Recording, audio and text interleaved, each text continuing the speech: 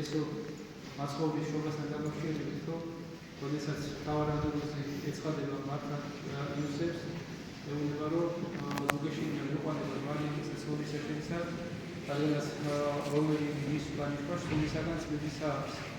შვეის ზედამწოდნე სახელი მისი ემანუელი, რომელსაც თარგმანებით ანუ განუყოფებით ჩვენთან არის ღმერთი. ანუ ებრაულად ისევ ჩვენთან არის ღმერთი.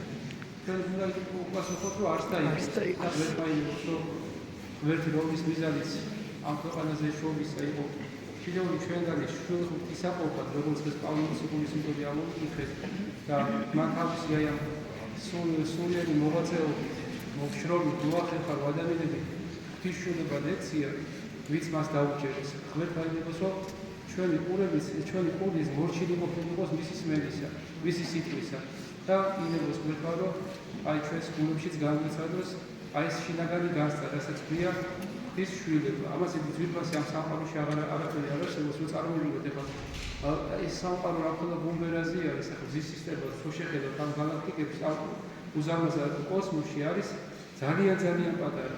ამ სისტემაში დედამიწა რა პატარაა წარმოვიდგინეთ. ამ დედამიწაზე ადამიანი როგორი პატარა არის და ეხლა წარმოვიდგინეთ აი ამ სამყაროს ღმერთი, შემოქმედი ღმერთი, რომელსაც ეს სამყარო ვერ იტევს, მოდის ჩემსავით პატარა, აი კაცა და ერთადერთი მიზნით, რომ ჩემი გული, გამიწიერებული გული კვლავ ზეცას მიდედებებს. ყოველ საოცარი სიტყვები მიუძღვნა დედა ეკლესიამ დღევანდელ დღეს, რომ საიდუმლო უცხო და დიდებული ვიხილეთ, ქვაბით სათხემსგავსა, ქალწული ქერუბი და ხოლო ბალა სახე იქნა სამყაროსა. რამთუ დაიდია დღეს დაუწეველი, რომ ქრისტე ღმერთი მოსავადიდეთ. აი ესე იგი ბალა სახე იქნა სამყაროსა. ეს უნდა ანუ ღარიბი ბალა სახე იყო ამ სამყაროსა, რომ აი როგორც შინაგანად ადამიანი უღმერთოდ გაუგებრებული არის, გადაღატაკებული არის, ამ სამყარო თავის სახეს ეწარმოება შეუძლებლად დარჩენება არაფერი ვერ შეუძლია. და მოდის ღმერთი აი ამ გადაღატაკებულ მდგომარეობაში და მოდის რომ ადამიანის გული კვლავ ზეცადდება. საოცარი კიდე რა არის? აი ეს ბეთლემი თქვენი წინ რომ ნიშნავს პურის სახლს. ბეთ არის სახლი, ლეხემ არის პური. ბეთანი არის სახლის სიმლახაკისა და საოცარი რა არის რომ ეს ბეთლემის ეს რომ პურის სახლი იყო შინაარსობრივად, ხო თავის თავზე მერე მაცხოვრები საუბრობს რაზე, როდესაც მის ამ ქვეყანაზე მოსვლის მიზეზებზე საუბრობს, ერთ-ერთი მიზეზი, რომელსაც იგი ხაზს უსვამს, არის რა.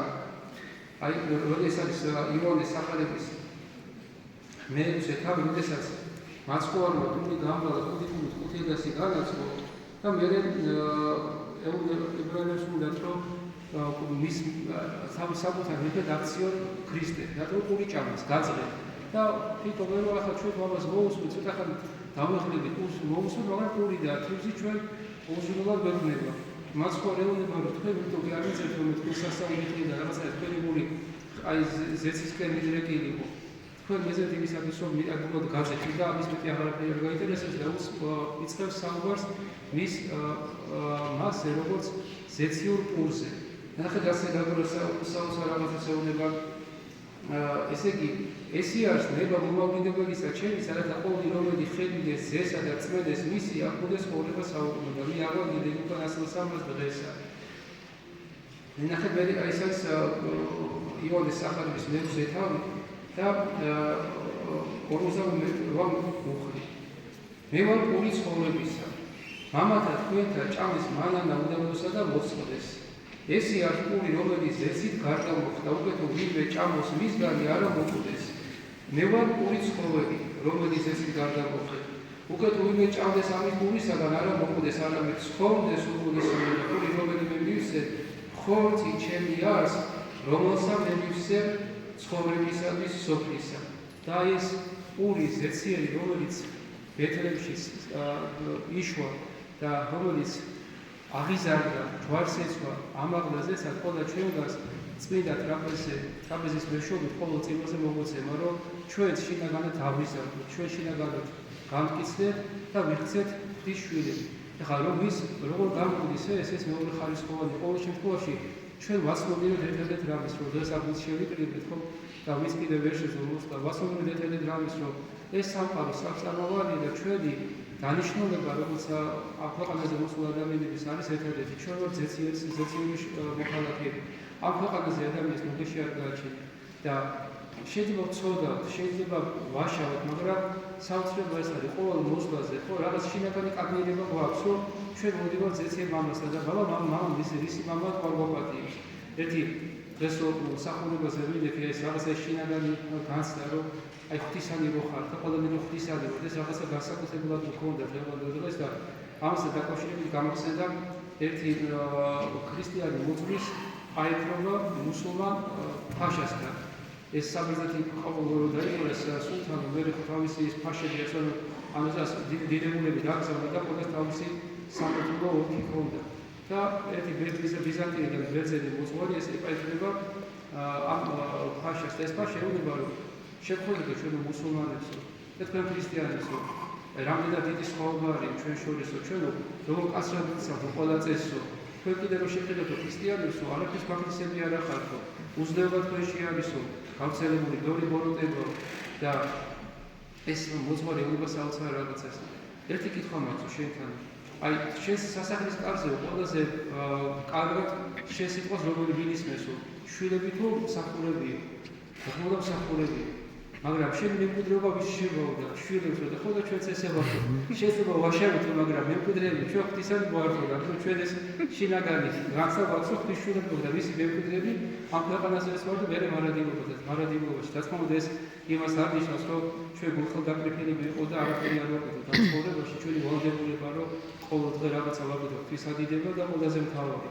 რომ ღმერთი მოდის რომ ჩვენში როგორც სტილონაც ამბობს რომ არა მოვეთ მე ნიფენად მშვიდობისა მოვედი რომ ამ სამყაროს მიფინო მახვილი რომ რაღაცა შინაგანი განყოფილება უნდა მოხდეს თქვა ზნეობასა და უზნეობას შორის თქვა არასწორ სწავლებასა და სწორ სწავლებას შორის და ამ რა თქმა უნდა ვიღაცები სწორი სწავლის მატარებლად იქნებიან და ზნეობის მატარებლად იქნებიან ვიღაცა უზნეობისა და ის შინაგანი განყოფილება უნდა მოხდეს და ყველაზე მთავარი მოვეთ მოქმედად ცეცხლისა და როგორ მინდა რომ აწვი აღეგზნასო ეს ცეცხლი რა არის ეს არის მოშუქებების ცეცხლი ეს არის სიყვარულის ცეცხლი და მადლობა ღმერთო ჩვენ ქრისტიანობა პირველ ქრისტიანობა რომლის მემკვიდრეების ასე ვთქვათ ჩვენ ვართ ხო აი პირველ ქრისტიანობა ისეთი საოცარი მაგალითები დაგვიყვება ჩვენ ღვთისადმი ერთგულის მსახურებისა რომ დღემდე აღარ კაცობრიობას და ერთ-ერთი მაგალითი დღესაც ასე გამახსენდა ეს არის პახული დიდი ცხოვრებაში პახული დიდი რომელის უდიდესი მამა შეიქმნა თავის დროზე ახალგაზრდობაში იყო უბრალოდ ჯარისკაცი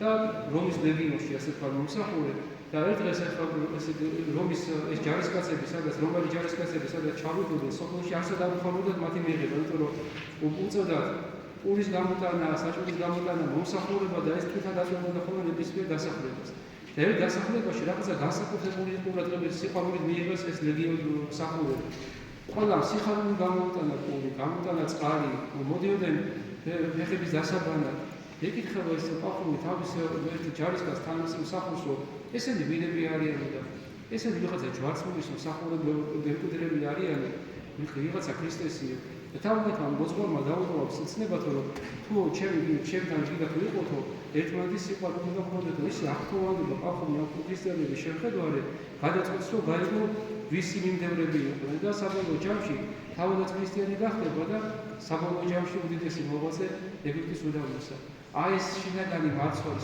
შინაგანი და ეს მუხტი ყველა ქრისტიანმა ჩვენ დებოდეთ დღეს აქ უნდა წავიდეთ რომ ჩვენ რომ გავართ ახლა აქედან ხო აი ამ სიყვარულისგან დასწრის სამყაროში სადაც უღმერთობა უზნეობა ყვავის სადაც გაუტანობა არის ჩვენ აქედან რომ გავართ სიყვარული და გავუტანოთ და ადამიანს ვისაც თქვა და ის სულიერ დაჭირებული არის ხო და ვიღაცა თქვა იყედება ვიღაცა იღრინება ჩვენც კი არ უნდა შევავიდოთ ჩვენ უნდა დავუწყოთ სიყვარული ვაჩვენოთ ახლა მაგალითად ეთქვა უბრალოდ მაგალითად მოვხდეთ მაღაზიაში თქვა და რიგში ვიხარ და ვიღაცა რომ თქვენს გადასწრებას მოვიდოდოთ და აბაჯი შემიძლია და მე გადაგატარო და აი პატარა დასმოდი შეიძლება თქვა ადამიანს გული დააბიხრო რომ რატო დამეთმე და უამრავი მაგალითია ეკლესიის ისტორიაში როდესაც ადამიანმა თქვა თავისი აი ამგვარი საფურები გადამი